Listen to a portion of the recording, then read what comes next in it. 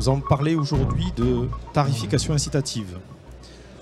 On aura l'occasion de faire quelques éléments de contexte et puis surtout parler d'une expérience qui a été réalisée dans le département de l'Oise. C'est Madame No qui témoignera. Mais avant tout, donc, je me présente, Laurent Bastida. Je m'occupe chez Citeo des études et des expérimentations dans le domaine de la collecte sélective. Et on a donc le plaisir d'accueillir aujourd'hui Madame No à mes côtés, qui est vice-présidente de la communauté de communes de l'Aire cantilienne, en charge de l'écologie, de l'environnement et de la transition écologique. Donc avant de démarrer et de passer du temps sur l'expérience que vous avez menée dans l'Aire cantilienne, dans le département de l'Oise, je voulais juste resituer un petit peu le sujet de la tarification incitative. La tarification incitative, vous avez bien en tête les grands enjeux de la gestion moderne des déchets d'aujourd'hui.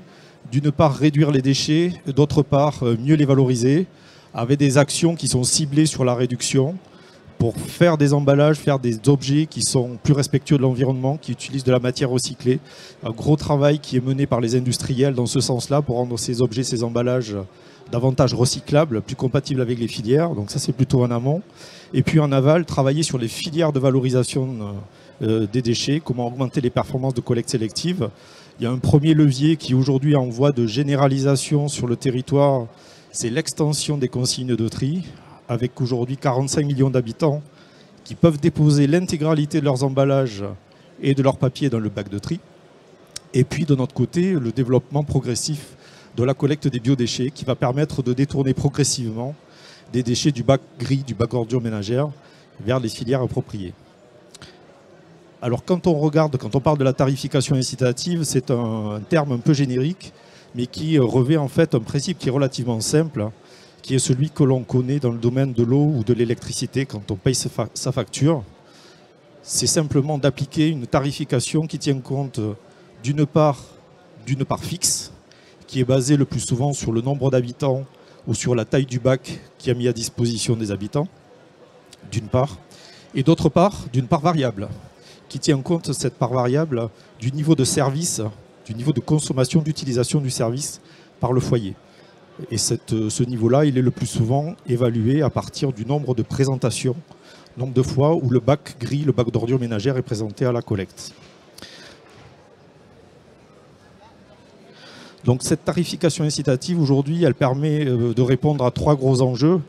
D'une part, d'augmenter la part de valorisation, et on a vu qu'il y avait des leviers très importants, et on constate en moyenne que l'on augmente les performances de tri de l'ordre de 30% quand on met en place la tarification incitative, premier point. Deuxième point, c'est qu'on a un vrai moyen d'agir sur la facture déchets. Et là aussi, quand on fait des analyses macro sur les territoires qui ont mis en place la tarification incitative, on a une maîtrise des coûts de la facture déchets globale avec des baisses qui peuvent être constatées de l'ordre de 5 à 10% de la facturation globale. Et on verra sur l'Aire cantilienne ce que ça a donné de manière plus concrète. Et puis enfin, effectivement, c'est de donner les moyens aux habitants d'être acteurs de leur facture déchets, de s'investir, de les responsabiliser sur ces sujets-là.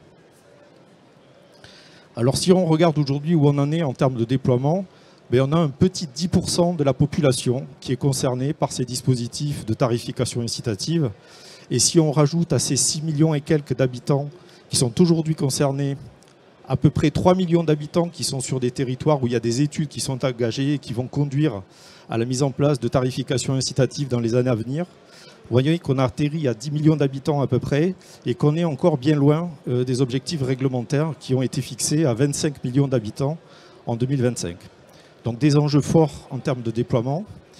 Et si on regarde autour de nous, dans les pays limitrophes, on a des territoires qui ne sont pas très loin de nous, qui sont aujourd'hui intégralement couverts en tarification incitative. Je peux citer la Wallonie en Belgique, l'Allemagne, l'Autriche, et puis d'autres pays où c'est très largement développé, comme les Pays-Bas ou comme la Suisse.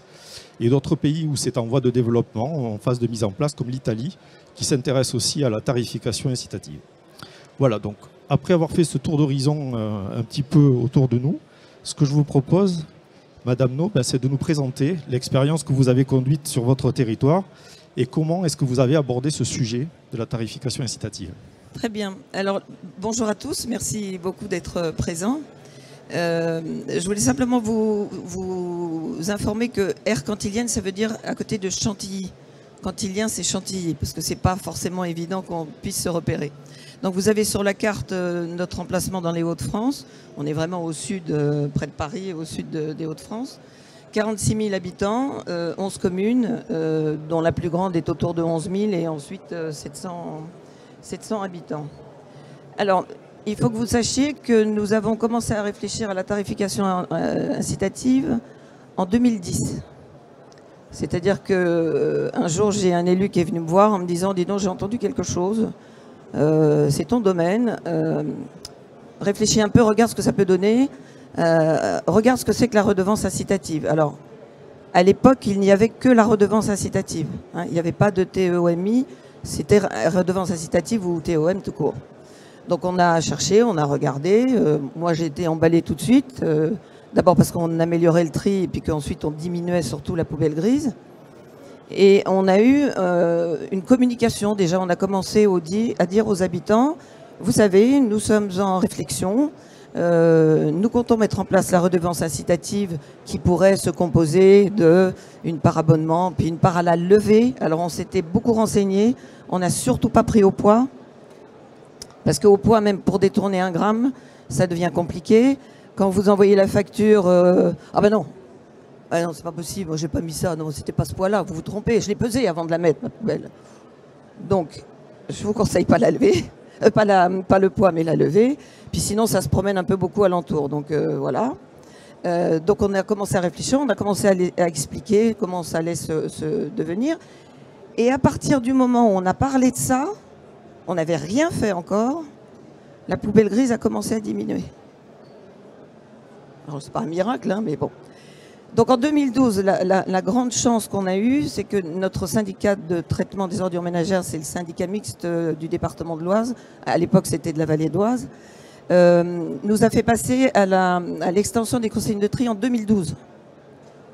Nous avons fait partie du premier groupe de collectivités. Nous, c'était dans l'intégralité à pouvoir bénéficier de l'extension des consignes de tri. Alors, ça, c'est quand même une grande aide parce que les gens pouvaient en mettre beaucoup plus quand même dans le bac jaune. Et puis, on a continué à avancer, à réexpliquer encore. Ça baissait toujours.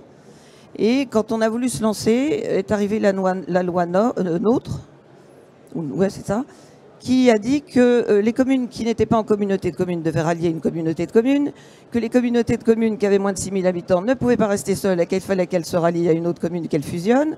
Donc on a eu 4 communes en plus, lesquelles n'avaient jamais entendu parler en 2014 de la redevance incitative, lesquelles n'avaient jamais eu de facture test, parce qu'entre-temps on envoyait des factures test qui étaient vraiment liées à l'habitation. C'est-à-dire que les gens avaient leur TOM et puis ils avaient leur facture test semestrielle et ils pouvaient donc faire tout à fait la différence entre la TOM et la redevance incitative. Donc là, on a pris encore un peu de retard parce qu'il a fallu doter ces 4 communes de bac, puis C, et puis il a fallu leur expliquer, il a fallu faire une phase test. Donc c'est ce qui explique que de 2010 à 2016, on a quand même pris un long temps. Et on y est passé au 1er janvier.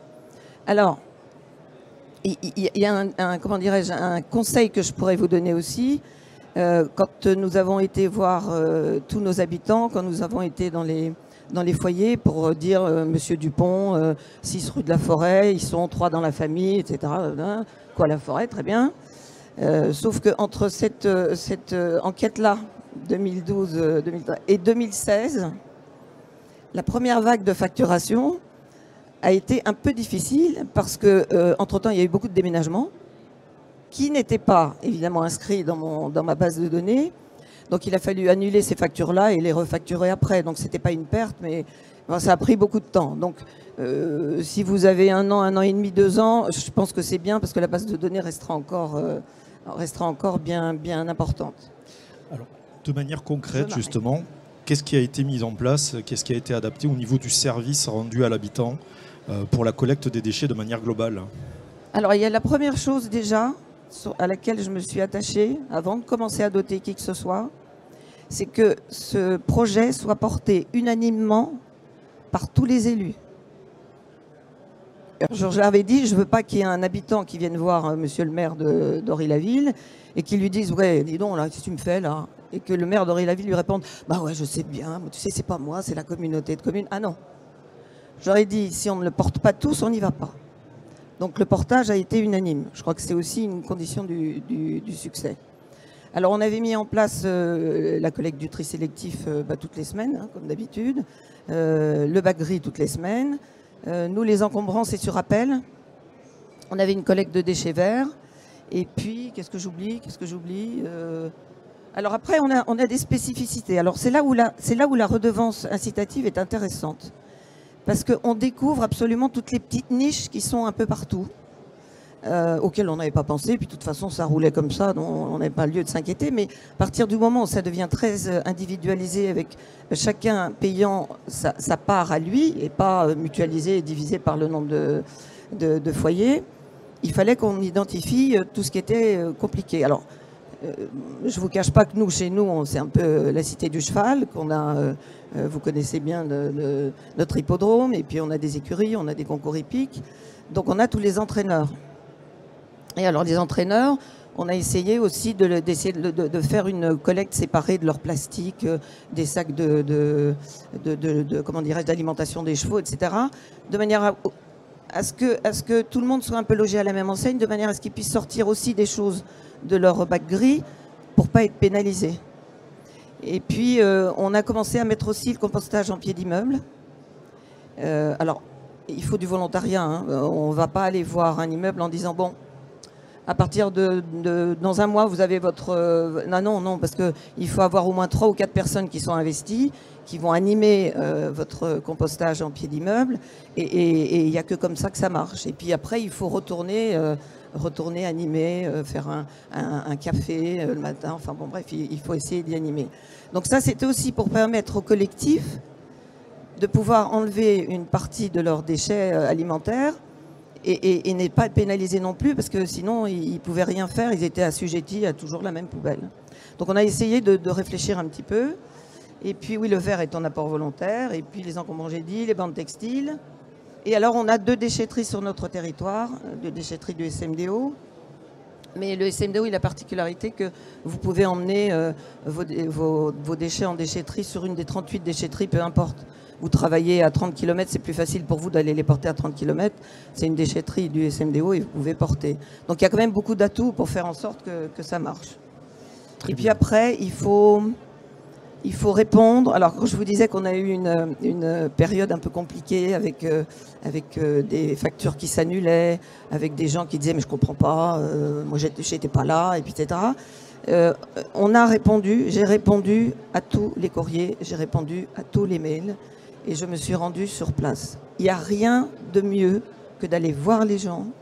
Parce que en fait, ce que je disais, moi, je ne peux pas comprendre votre problème. Je ne sais pas où vous habitez. Je ne sais pas comment est votre rue. Est-ce que vous êtes dans un coin et du coup vous les sortez là, mais on vous pose on vous fait payer. Enfin bon, il faut que je vienne voir. Et en fait, de parler, d'expliquer, je pense que c'est la meilleure des choses. Et on a, comment je dirais, cette directive dans notre communauté de communes.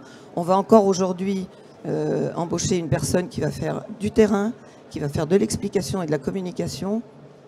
On ne peut pas rester dans notre bureau à dire « mais si, vous vous rendez bien compte, c'est quand même drôlement bien là ce qu'on vient de mettre en place ». Ben non, il faut aller le prouver, il faut aller expliquer. Donc ça, c'est important aussi d'avoir du monde qui va au contact des habitants. Alors de manière concrète, comment est-ce que vous avez mis en place la grille de tarification? Comment est-ce que vous financez le service? Alors là, la grille de tarification, quelque part, je vais dire heureusement qu'on avait du temps. Parce qu'on en a élaboré plusieurs avant d'arriver à en définir une. Alors, notre part abonnement, parce que l'explication qu'on donnait aux gens, c'est en fait, c'est comme votre facture d'eau, d'électricité, de téléphone. Vous avez votre part abonnement qui vous donne accès au service, puis ensuite votre utilisation du service. Donc l'utilisation, c'était la levée, et donc il y avait un prix à la levée. Un prix pour des 120 litres et un prix pour des 240 litres. Et dans l'abonnement, on était parti au litre. Donc le 240 litres, il paye 2 fois plus que le 120, et puis etc. Mais on s'est vite rendu compte que pour les collectifs, ça prenait des proportions gigantesques, beaucoup trop chères. Donc on a revu un petit peu, on a mis un montant fixe je crois que c'était 100 € de l'accès au service, et puis ensuite une partie variable au volume du bac. Et comme ça, on a défini notre grille tarifaire. On l'a fait aussi pour les collectifs. On passe aussi en C2 pour les collectifs. Donc il y avait un petit surcoût de 50 € par an pour la deuxième collecte. Donc voilà, notre grille tarifaire, elle s'est faite comme ça. Et notre grille tarifaire a été valable de 2016. On n'a jamais augmenté de 2016 à 2022.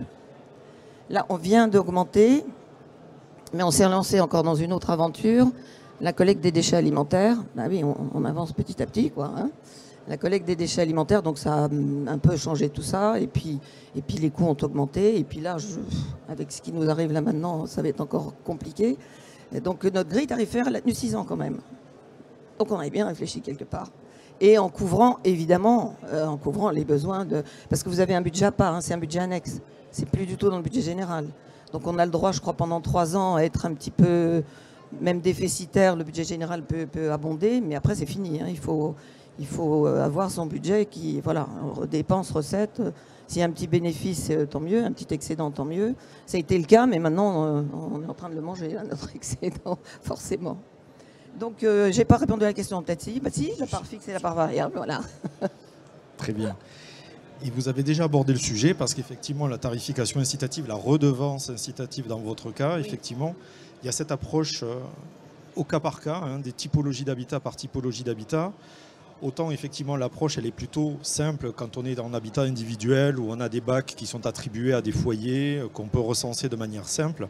Autant il y a effectivement une particularité, une des spécificités qui fait un peu la complexité de ce sujet-là, hein, on peut le dire, c'est l'habitat collectif. Dès l'instant où on est sur des dispositifs qui sont partagés, comment est-ce qu'on arrive à retracer, à facturer à l'habitant au foyer. Donc ce qui est important d'avoir en tête, c'est que même si on n'est pas sur une grande métropole comme on peut en connaître, il y a effectivement une problématique d'habitat collectif. Oui. Sur votre territoire que vous avez traité en travaillant, je crois, avec les syndics, avec les bailleurs. Ah oui, bah là c'est pareil, il faut aller voir tout le monde. Vous ne pouvez pas mettre ça en place si vous n'allez pas voir tout le monde. Oui, il faut savoir que bon, Chantilly, ça fait rêver tout le monde, avec le château, avec les grandes écuries, mais Chantilly a quand même 75% de collectifs. Hein, donc c'est de prime abord peut-être pas si simple que ça. Et on a 60 à 65% de collectifs sur toute la communauté de communes. Donc ça veut dire que c'est faisable quand même. Hein.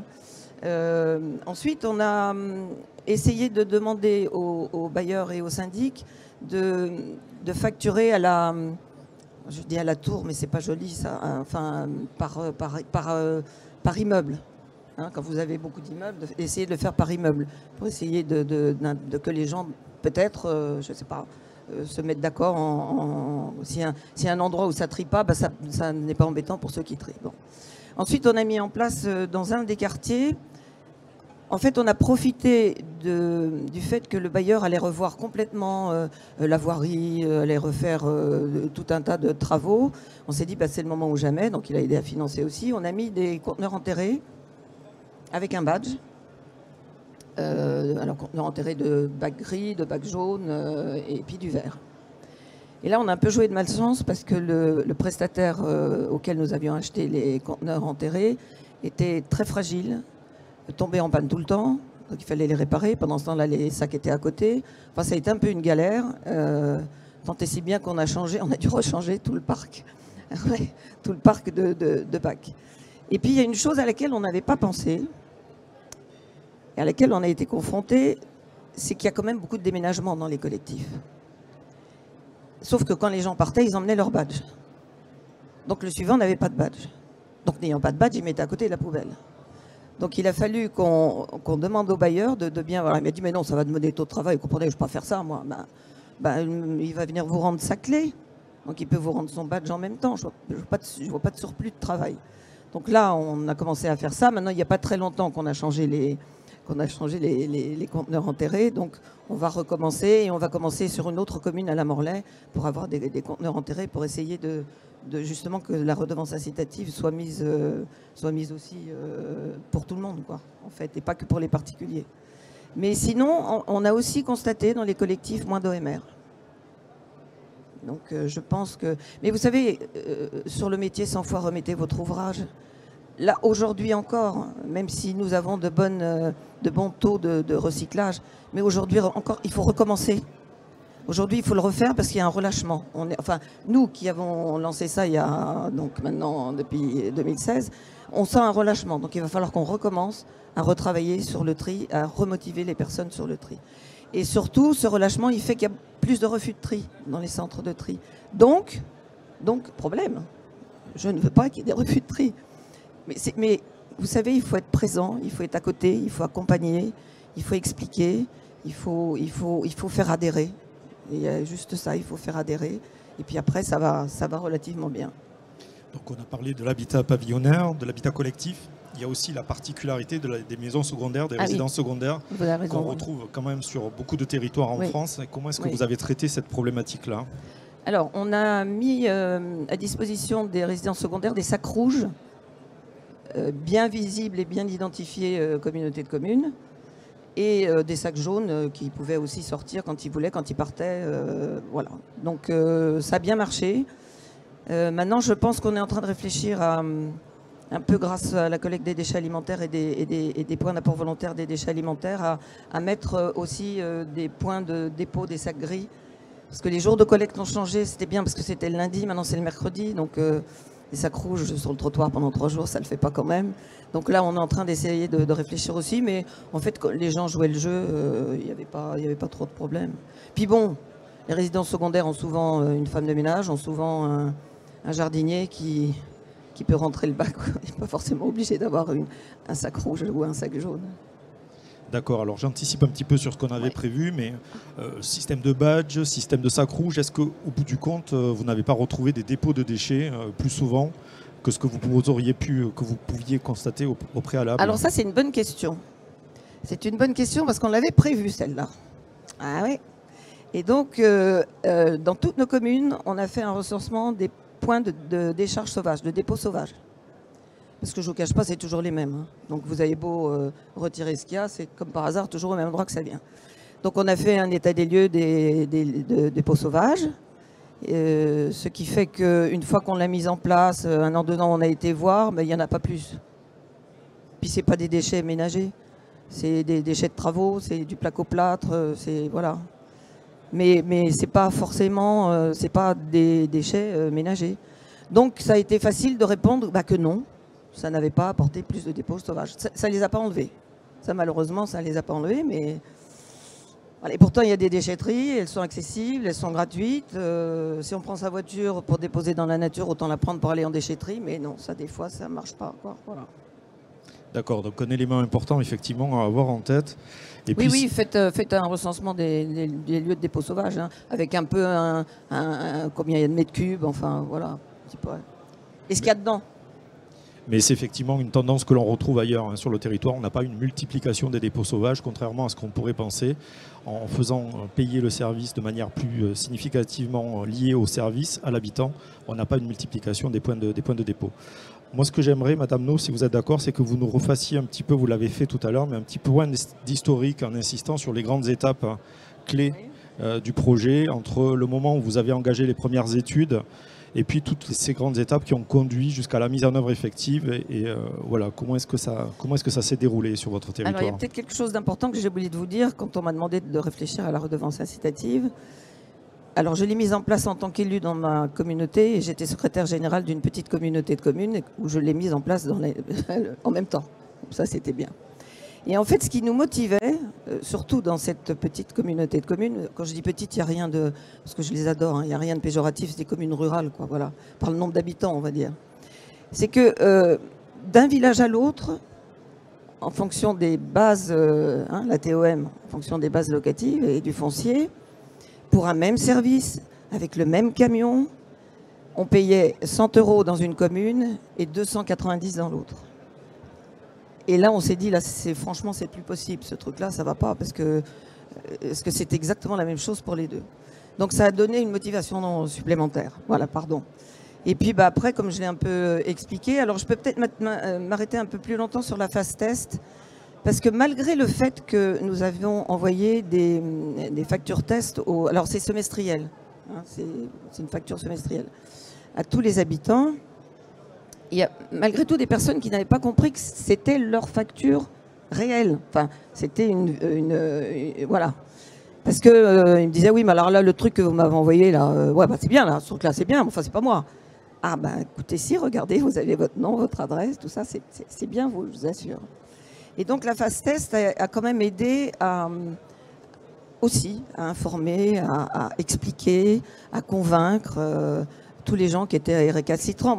Je vais me permettre de vous raconter une anecdote parce que quand même, pour certains, la redevance a fait payer 50% de moins que la TOM. Et j'avais une dame au téléphone, il y avait une dame dans les services qui était absolument imbuvable, qui hurlait, on l'entendait au téléphone là. Et alors elle a pris une de mes assistantes et puis une deuxième. J'ai dit non, ça va pas, je vais la prendre là moi parce que là ça va bien quand même. Bon, donc elle continue avec son venin, avec tout ce qu'elle a. J'ai dit écoutez, vous savez que vous n'aurez plus la TOM. Oui, mais non, bon d'accord. Et je lui ai dit est-ce que vous savez combien vous payez? Parce que ça aussi, pardon, j'ai oublié de le dire. Les gens savent pas ce que c'est la TOM. Ils savent pas qu'ils payent. Parce que moi, on m'a dit aussi, ah vous êtes forts vous les élus, hein. Ah parce que maintenant vous allez me faire payer ma poubelle. Comment te dire? Tu la payes depuis toujours quand même, ta poubelle. Bref, donc elle est en train de vomir tout ce qu'elle peut vomir avec sa TOM, etc. Mais je lui dis, madame, est-ce que vous savez combien vous payez de TOM aujourd'hui? Ben non, je sais pas, puis de toute façon, je sais pas où je peux trouver ça. Ben, j'ai dit, écoutez, vous avez votre taxe foncière? Oui, bah sûrement, oui, je l'ai quelque part. Ben, si vous voulez bien, allez la chercher. Bon, vous quittez pas, hein? Non, non, je quitte pas. Non, je vous attends. Non. Donc j'attends, elle revient. Bon, bah maintenant, c'est vous. Ben, vous savez, vous allez tout à droite, la dernière colonne, vous descendez, puis vous avez le montant de ce que vous payez en TOM. Et je lui ai dit, vous avez aussi le montant de ce que vous pourriez payer en redevance incitative. Alors il y a un grand blanc, et puis elle me dit, mais qu'est-ce que vous attendez pour y passer? Voilà. Donc il y a tout, hein, mais bon, moi ça m'amuse, donc c'est pas grave. Mais enfin bon, elle était quand même très dure, c'est pour ça que j'ai pas voulu laisser mes équipes un peu en difficulté. Et puis à la facture, je vous ai expliqué qu'on avait eu quelques petits problèmes au départ, donc essayer de... Cela dit, ça se règle, parce que les gens qui partent,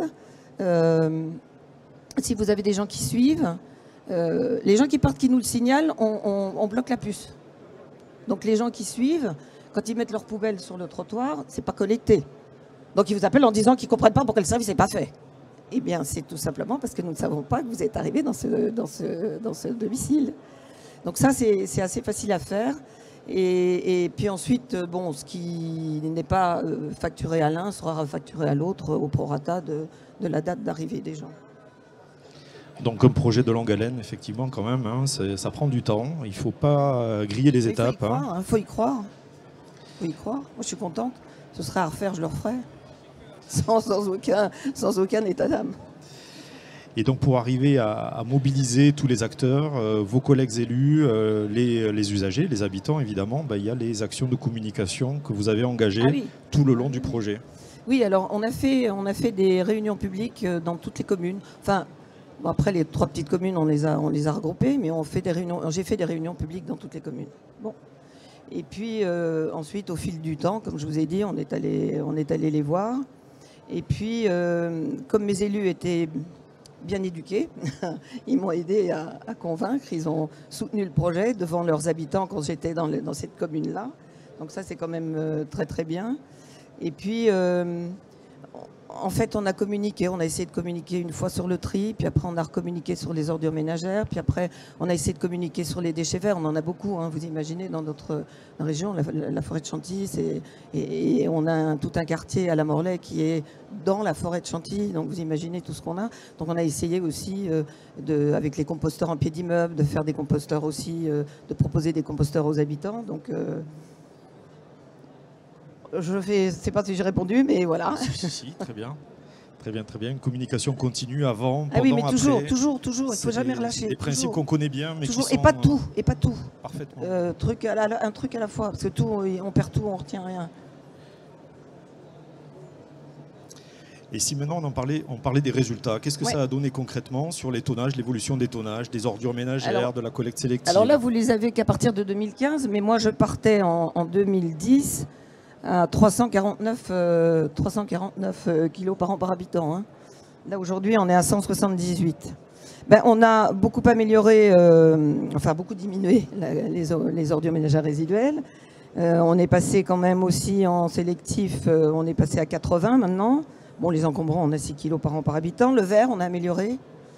Le verre, c'est compliqué, hein, parce que même quand vous suivez des camions de collecte, vous entendez encore souvent gling, gling, gling, gling, gling. Non, c'est pas encore fait, hein. On a encore du boulot. Et là, on essaye de diminuer aussi les déchets verts.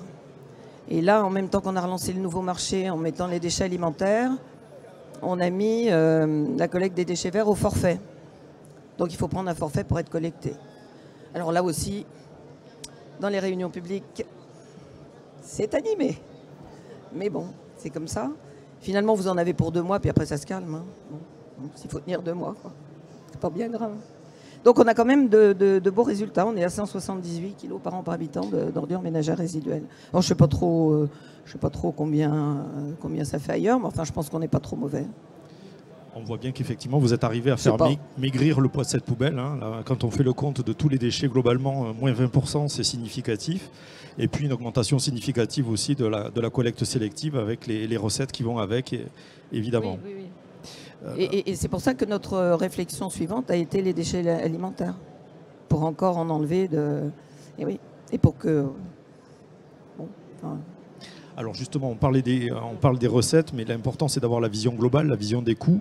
Donc certes, il faut équiper tous les bacs avec des puces. Certes, il faut que les bacs de collecte soient équipés avec des systèmes de reconnaissance. Il faut mettre en place une organisation. On parlera tout à l'heure du service qu'il a fallu mettre en place pour assurer la tarification, la facturation. Mais au global, quand on regarde l'évolution de vos coûts, ben, j'ai envie de dire que c'est quand même intéressant ce que vous avez réussi à obtenir. Oui, enfin c'est aussi parce que les habitants ont joué le jeu. Hein. Bon, c'est autour de 100 € par an par habitant, c'est bien, c'est bien. On est plutôt effectivement sur la moyenne basse hein, en termes de coûts. Et quand on fait le panel des collectivités qui sont en tarification incitative aujourd'hui, elles sont toutes un cran en dessous par rapport au coût moyen que l'on observe sur le territoire. Donc on peut vraiment faire la corrélation entre l'impact de ce mode de tarification et les résultats globaux qu'on obtient en termes économiques. Donc c'est un aspect positif à noter. Alors oui, effectivement, il a fallu mettre des moyens humains. Enfin, ça ne nous a pas empêché quand même à développer des excédents.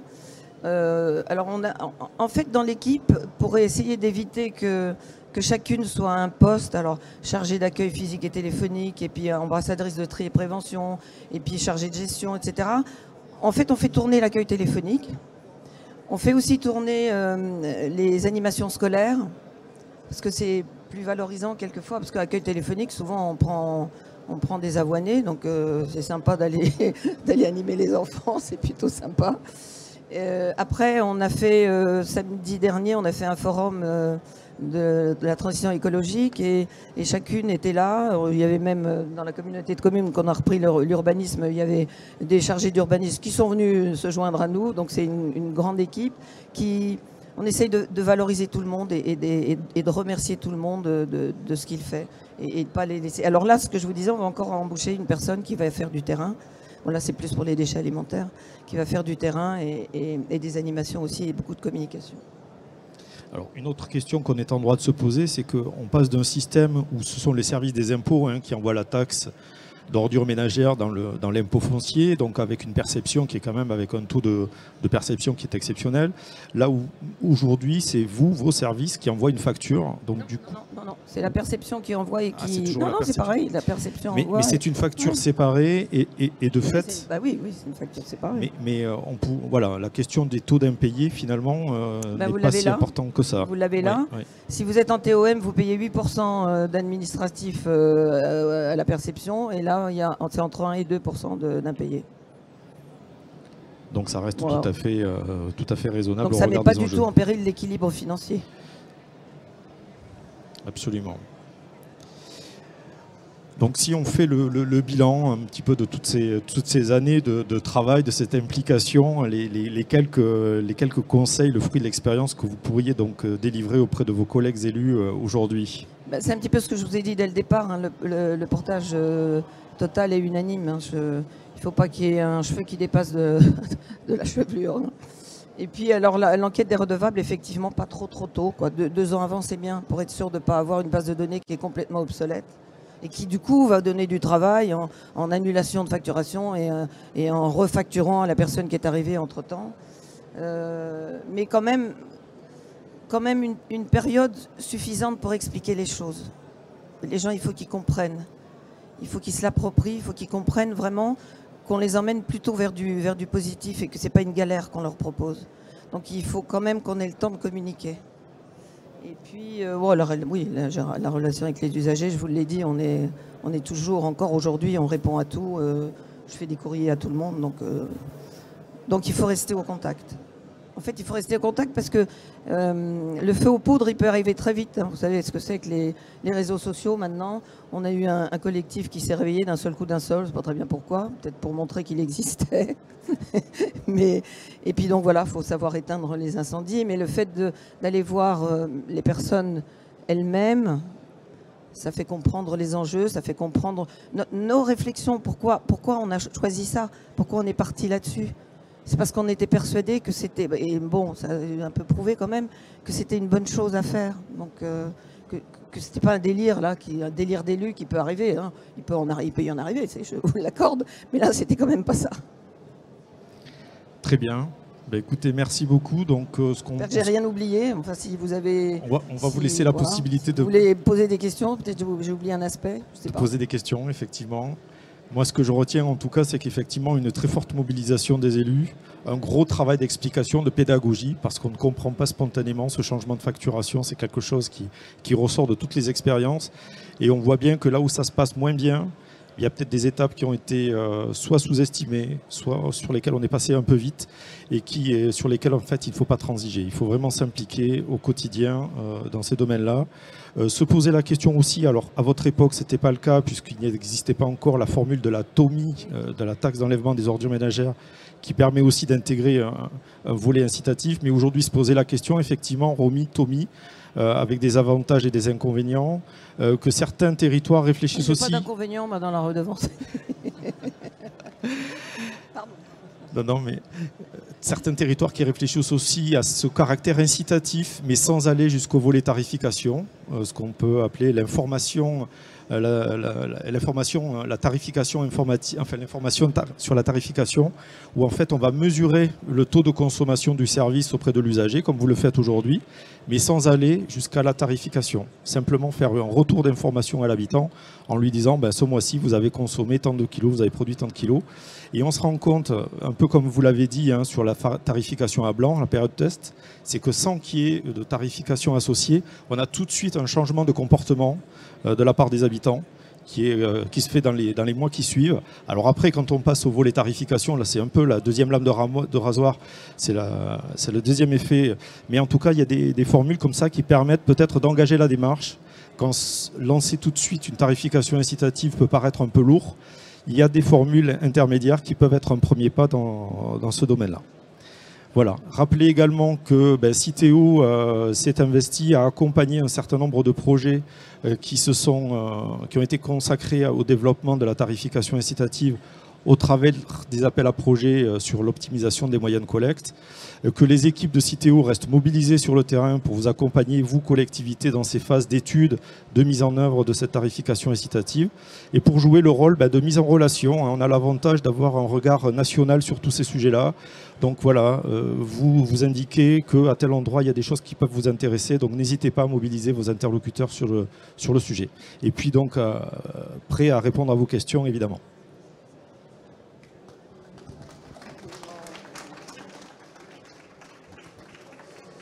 Oui, bonjour messieurs, dames. Je suis le président d'un SICTOM, enfin le CIDEL dans le Gers, où nous avons déjà entamé la même démarche que vous. Nous sommes donc en redevance, exactement comme vous. Nous sommes encore en phase de préparation. Nous n'avons pas démarré encore l'enquête des redevables. J'en suis à une phase très cruciale, c'est celle de trouver les financements. Et bon, est-ce que vous pourriez peut-être... j'ai pris la réunion en cours, je ne sais pas si vous l'avez évoqué au départ. En fait, si je vous ai dit à un moment que certaines factures d'habitants avaient diminué de 50%, en fait, la TOM était très excédentaire par rapport au service. Voilà. et aider finalement à financer autre chose sur le budget général. Donc vous êtes autofinancé? Oui. Et puis avec des aides, les aides qu'on peut recevoir, voilà. D'accord. Bon, mais c'est très bien. Et donc là, maintenant, j'ai une deuxième question vis-à-vis de Citeo. Vous dites que vous nous accompagnez, donc vous accompagnez les collectivités, les SICTOM dans cette démarche. Ce n'est pas un accompagnement systématique.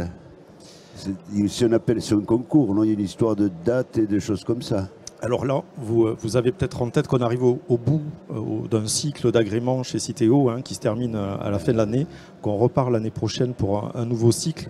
Donc effectivement, jusqu'à fin 2022, on avait un outil des appels à projets que l'on lançait pour financer les projets de modernisation des moyens de collecte sélective auprès des collectivités dans lesquels il pouvait y avoir un volet spécifique sur la tarification incitative. Donc on arrive au bout de ce dispositif-là et on est en train de préparer quelque chose. Alors on n'a pas aujourd'hui la possibilité de vous donner de la visibilité précisément, mais ça fait partie des choses qu'on prépare pour le prochain cycle d'agrément de Citeo. Donc un dossier, un projet en cours, comme le nôtre, qui a été donc refusé, enfin rejeté précédemment, nous pouvons le représenter à partir du moment où nous n'avons pas démarré vraiment Écoutez, là, c'est un peu difficile de vous donner la règle du jeu. C'est une très bonne question, mais aujourd'hui, c'est un peu trop tôt pour nous pour vous donner de la visibilité là-dessus. Laissez-nous encore quelques mois. Rendez-vous début d'année prochaine et on saura vous donner de la visibilité de manière plus précise là-dessus. On vous attend alors.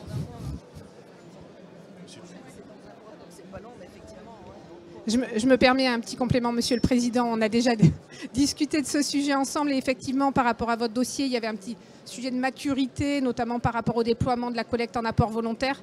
Mais bien sûr, il sera le bienvenu pour, effectivement, quand il sera un peu plus mature, pour réintégrer nos phases d'appel à projet. Vous avez bien fait de venir, oui.